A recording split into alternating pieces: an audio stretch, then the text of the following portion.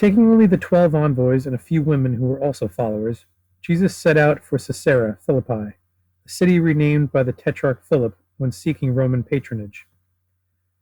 One eventide while on the way, Jesus said to the 12, "Who do the people in the places we pass through think I am?" They were not agreed, some saying the people believed him to be the deliverer, and some the enlightener. Others said the people believed him to be the chosen one, while some said that Jesus thought he was John of the wilderness. Sometimes it seemed that his spirit had entered Jesus. Jesus said, "Who do you think I am?" Again they were not agreed. And Jesus said, "I am he whom all men need, whomever they seek. Call a thing by 100 names, and it remains the same. However, each of you keep your own conception in your own heart, and discuss it with no one." Later, at a house at Balos, they were discussing the people's expectation for the chosen one. And Judas said to Jesus, "If you are truly he, then the people will believe and follow you, for the prophecies in the holy books must be fulfilled. He will surely come, and I believe you are he. I believe the reborn world is at hand, and the day of the people's salvation is near." John said, "It is foreordained that the chosen one will suffer death by violence, but will rise triumphant above it, to manifest again as proof that death is not the destined end." Jesus said, "Perhaps I am the chosen one, for will he not be all things to all men?" Peter said, "Sire, we are your friends, and you are our guiding light, the hope of our lives. Do not say such things, for we could not bear to lose you." Jesus answered, "I must bear the cross of life, and on me it lies more heavily than on others. Each must do whatever he may be called upon to do. The great causes demand great deeds and sacrifices." Then he said to Peter, "Do not be so blinded by worldliness that you cannot believe the Spirit can rise above the claims of the flesh. If you are, then it would be better for you to come no further." To the others he said, "Do not view these things as men do, but see them through the eyes of God." Coming to a village, Jesus ate while a small crowd gathered. And there he addressed the people, saying, "If any of you intend to become followers of mine, you must put aside any thoughts of self and carry your own burden of suffering without complaint. If a man worry too much about his own safety and comfort, he gains nothing. But if he sacrifice these for the sake of my cause, he will not lose.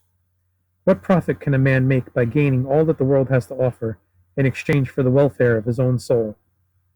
What can he take from his gains to buy back what has been lost? Therefore, take care, for I give fair warning. If anyone in this adulterous and depraved generation choose to ignore my teachings, that person may find himself ignored when seeking entry into the state of glory. I can also tell you that some are here who will realize the nature of heaven before undergoing the experience of death." Someone there said, "Adultery is kept in check by stoning. How can the punishment be increased to prevent it?" Jesus said, "If a tree is cut down, it will spring up in many places from the root. Evil is overcome by digging out the root of evil. Adultery has many causes. If a man marry a woman who has fornicated, can he revile her for sorrow he has brought upon his own head? The dowry of a chaste woman is so much higher, but if a man accept what she brings and revile her for what she has not, surely he is mean-hearted. Before any man cast a stone at an adulteress, let him search his heart and see whether he be guiltless before women. I say to those men who have one rule for their wives and another for the wives of others, set one standard and abide by it, otherwise be branded as hypocrites. Men readily lay blame at the doors of others, for surely if anyone put his hand into a snake hole, he can hardly blame the snake for being bitten. If a man enter a house of harlotry, who is to blame if he collect the whore's dowry?" Jesus was invited into a house to eat and rest, and having done so, he sat outside in the courtyard amusing the children who played there. He told them stories which were seeds planted in their hearts. Some women were also listening. And when 2 of the 12 came into the courtyard and told the women to see the children did not bother Jesus, he overheard them and said, "Let the children come to me, for from such as these will come the rule of God." Jesus and the 12 entered Caesarea on the day before the Sabbath, and on the Sabbath, Jesus was invited to dine at the house of a Perishim, for he had many friends among them. Seated not far from Jesus was a man whose body was swollen by water, and Jesus wished to heal him. But, being a guest, he asked whether any there objected to this being done on the Sabbath. As none did, so Jesus laid his hands on the man. He then became excited, going out and injecting from all parts of his body, so it became slackened. Jesus said to those present, I am sure if any of you found an ox or an ass fallen into a well on the Sabbath, you would have no hesitation in rescuing it. None disputed with him. Seeing how those present scrambled for the best seats, Jesus said, When invited to a feast, do not rush for the best seats, because the host may have special guests in mind to occupy them. So if you have grabbed one of these seats, he will come and request you to vacate it in favor of another, and you will then have to take a seat not wanted by anyone else. When invited as a guest, it is wiser to take one of less desirable places. Then your host will come and escort you to a better seat. Thus the other guests will see that the host holds you in high regard. It is a rule of life that whosoever makes himself out to be more important than he is will be humiliated, while he who is modest will be exalted. Jesus said, Most of you here give formal feasts, and all have more food and all good things of life than they need. Yet because your stomachs have never been emptied, you cannot understand the sufferings of the underprivileged. But if misfortune descend upon you, and cry goes up, Woe is me! Can there be a God when I am thus affected? Do you not understand that misfortune and tribulation must be sent to such as you? For in what other way will you learn compassion? When giving a feast, read the intentions of your heart. Are you giving it solely for love of those invited, or do you seek to gain something from it? Are your motives centered on yourself or on others? Also, is it not surely true that if you can afford to give a feast or indulge in good food, you can afford to provide for others less fortunate? Who is it that feeds the poor and needy? Is it not the poor themselves? And do not the rich entertain only the rich? I can assure you it will not be so under the rule of God. Many said, But the poor are poor through no fault of ours. But I tell you that if many of you were as good as some of the poor, you would not be wallowing in luxury. How many here can truly say, My goodness has brought me riches? After this, Jesus went and addressed a crowd near a water fountain where several expressed intentions of becoming disciples. Jesus said, It is sad that so many desire to become disciples without weighing the cost of discipleship. To follow me as a disciple means renouncing all home comforts, and this is not something to be lightly undertaken. Many have responsibilities which cannot be cast onto the shoulders of others. So to those who follow me as disciples, burden is added to burden. Apart from privations and discomfort, disciples are subject to the mockery and scorn of others, and unforeseeable suffering may be in store for them. Those who follow me, taking up my cause but not as disciples, double the burden of their cross.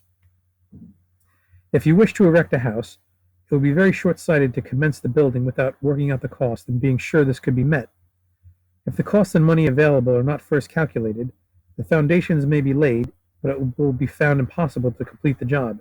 Then you will become a laughingstock of the town, and people will say, The fool started something he could not finish. What would be your opinion of a king who, with an army of 1,000 men, marched against another with 10,000, without carefully weighing his chances? Would he not do better to remain where he was and sue for peace? So I say to those who would become disciples, weigh the matter in your hearts. Then, if still of the same mind, give up all you hold dear and follow me. But do not come if in so doing you cast aside responsibilities and obligations. For if you do so in relation to others, you will be no less inclined to do likewise with me when the road becomes difficult. Among the crowd were many self-righteous people and hypocrites, self-deceivers who, interpreting the law to suit their convenience, saw no wrong in themselves, who, setting themselves up as judges, were like blind men trying to sort black pebbles from white, and had no more success. They said to Jesus, You choose the wrong types. If you chose differently, we would follow, but sand does not mix with honey. Jesus said, Let me tell you a parable. 2 men went into the temple to pray, one being a self-righteous man and self-deceiver, the other one aware of his failings and shortcomings. The self-righteous man prayed in this manner, I praise my God for many blessings, giving thanks that I am not like the majority of men, avarice, deceitful, dishonest, and adulterous. I fast twice weekly, pay all my subscriptions, and attend every temple gathering. The self-righteous man had a specially reserved seat, so the other was standing apart. And he prayed differently, saying, My God, do not desert me. I have many failings and need strengthening, so I may overcome them and be a better man. Jesus said, I assure you of this, the man who benefited from his prayer was the second one, not the first. This was because though the first man had many virtues, he was unable to recognize his failings. The second man was reconciled with God, while the other was not. He who prays must be as one looking into a mirror, not with the expectation of seeing a gratifying reflection, but seeing an image revealing his faults. If a man put tinted glass before his eyes to enhance his image, thus putting out things he does not wish to see, he is only a self-deceiver, but a fool unto himself. The charioteer does not overhaul his chariot to seek the strong points, but to discover the flaws, and if he did not put these right, he would risk his life.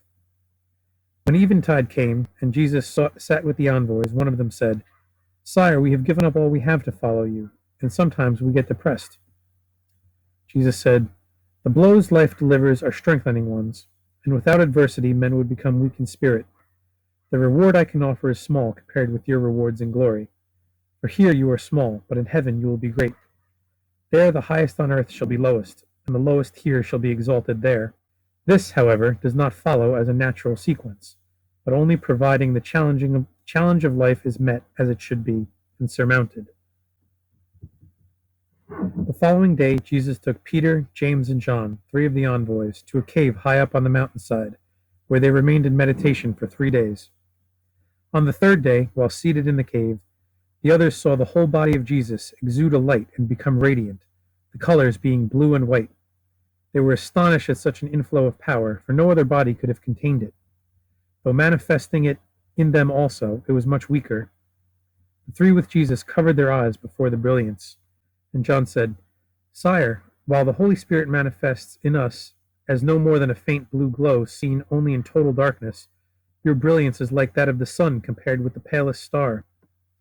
Peter said, "It is good for us to have seen this, for now we know how poorly we compare with you." Jesus said, "I do not teach things without purpose.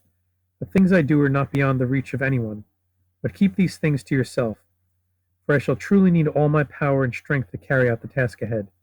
What has to be done will be done, but not as I want it, but as the Father wants it. For now I know the path I must follow, and the ordeal I must undergo." Coming down from the mountain, Jesus saw some disciples and 2 envoys in the midst of a crowd, which parted to let Jesus through. He found the envoys trying to heal a man who was deaf and dumb, but they could not, and the crowd was mocking them. Then Jesus said, "This man's ears are not fast, neither is the tongue without speech, but the spirit within cannot use them." Therefore he strengthened the spirit of the afflicted man with his, and the man fell to the ground, foaming at the mouth and tearing at himself. Then the crowd drew back from Jesus in fear, while the man's father abused him. But soon the man on the ground arose and walked away, and he could both hear and talk. Later the disciples asked Jesus why he had succeeded when they had failed. And he said, "These things are done through the power of the Holy Spirit, which is the hand of God. Men have it according to their capacity to hold it. But before it can come in, evil must be driven out. I do not teach abstinence from evil for some purposeless end, to bring men the recognition of their heritage. All men were once sons of God, but they became stepsons of God without heritage. I come to men so they may re-inherit and become true sons of God." One said, "Sire, while you were away there was another here who healed and did the same things as you, but he was not one of us, and we argued with him. He is a disciple of Simon, who does many strange things, and the people listen to his words." Jesus said, "Separate the words from the deeds. But good is good whoever does it. Therefore never speak disparagingly of anyone who does good. If he is not yet against us, he may be for us. Therefore it is unwise to become angry in haste."